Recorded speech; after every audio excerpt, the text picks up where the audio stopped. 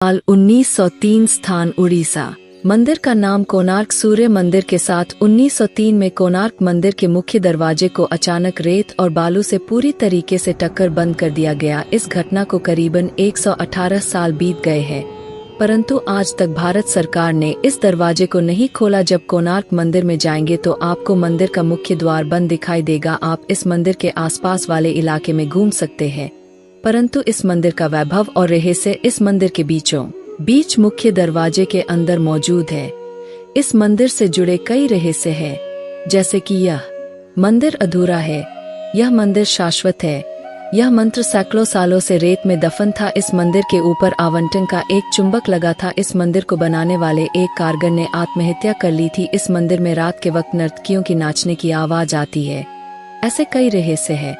इस मंदिर के बारे में अगर आप सुनेंगे तो आपके होश उड़ जाएंगे, लेकिन फिर भी एक सवाल है जो बार बार मन में उठता है कि इतने प्रयासों के बाद भी भारत सरकार बार बार कोणार्क मंदिर के मुख्य दरवाजे को खोलने का निर्णय क्यों बदल देती है। नमस्कार दोस्तों, आज हम बात करेंगे कोणार्क सूर्य मंदिर के रहस्यों के बारे में, जिसे भारत सरकार भी सबसे छुपाती है। तो चलिए शुरुआत कर लेते हैं। कोणार्क सूर्य मंदिर। यह मंदिर भगवान सूर्य को समर्पित है। इस मंदिर की भव्यता के कारण है यह देश के सबसे बड़े 10 मंदिरों में गिना जाता है। कोणार्क का सूर्य मंदिर व उड़ीसा राज्य के पुरी शहर से लगभग 23 मील दूर नीले जल से लवरेज चंद्रभागा नदी के तट पर स्थित है कि इस मंदिर को पूरी तरीके से सूर्य भगवान को समर्पित किया गया है। इस मंदिर की रचना इस प्रकार की गई है जैसे एक रथ में 12 विशाल पहिए लगाए गए हो और इस रथ को 7 ताकतवर घोड़े खींच रहे हो और इस रथ पर सूर्य देव को विराजमान दिखाया गया है। यह मंदिर से आप सीधे सूर्य भगवान के दर्शन कर सकते हैं। मंदिर के शिखर से उगते और डूबते सूर्य को पूर्ण रूप से देखा जा सकता है। जब सूर्य निकलता है तो मंदिर से यह नजारा बेहद ही खूबसूरत दिखता है। ऐसा लगता है जैसे सूरज की निकली लालिमा ने पूरी मंदिर में लाल नारंगी रंग बिखेर दिया हो। वही मंदिर की आधार को सुंदरता प्रदान करते 12 चक्र साल के 12 महीने को परिभाषित करते हैं और हर चक्र दिन के 8 पहर को दर्शाते हैं। मंदिर 2 भागों में बना हुआ है।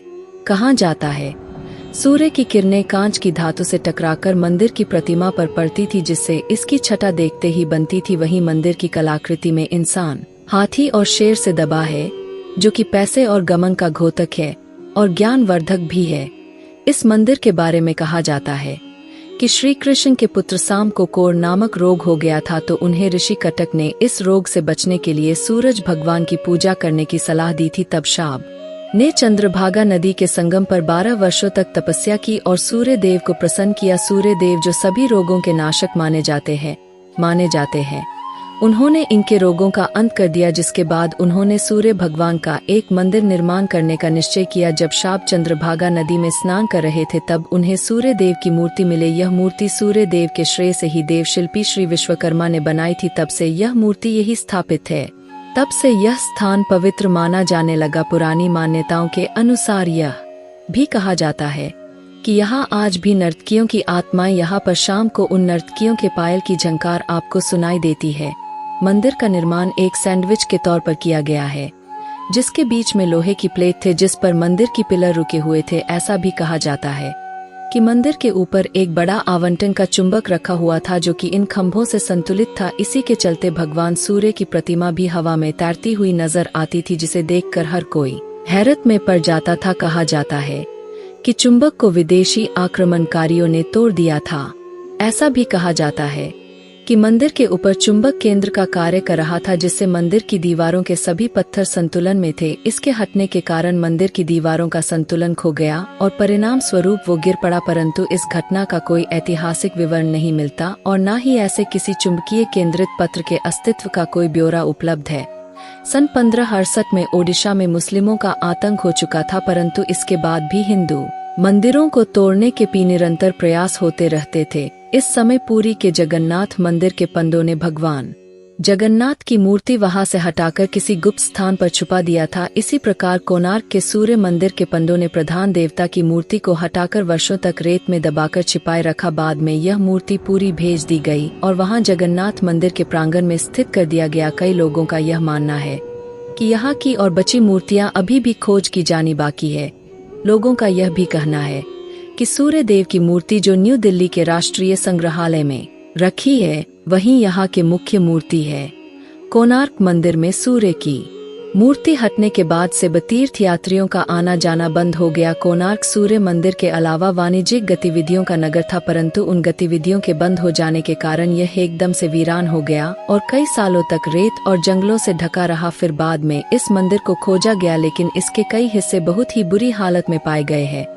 फिर बाद में ऐसा कहा जाता है कि कई आक्रमणों और नेचुरल डिजास्टर के कारण जब मंदिर खराब होने लगा तो 1971 में उस वक्त गवर्नर जॉन वुड ने जगमोहन मंडप, जो कि इस मंदिर का प्रधान मंडप है, उसके चारों दरवाजों पर दीवार उठा दिए और इसे पूरी तरीके से रेत से भर दिया ताकि यह सलामत रहे और इस पर किसी प्रकार का दुष्प्रभाव न पड़े। इस काम में करीबन 3 साल लगे और 1969 में यह पूरी तरीके से पैक हो गया। अभी भी वहां जाने वाले को यह पता नहीं होता कि मंदिर का अहम हिस्सा जो कि जगमोहन मंडप है वह अभी तक बंद है।